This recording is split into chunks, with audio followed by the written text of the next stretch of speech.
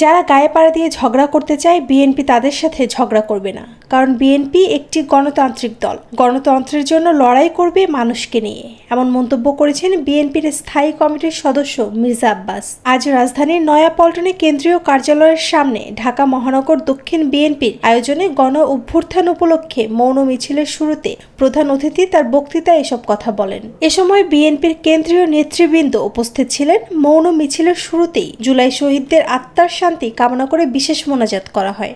পরে মৌন মিছিলটি শহরের প্রধান প্রধান সড়ক প্রদর্শন করে। অনেকে বলছে বিএনপি ক্ষমতায় যাওয়ার জন্য পাগল হয়ে গেছে। আমার জবাব হলো, বিএনপি ক্ষমতায় যাওয়ার জন্য পাগল হয় নাই।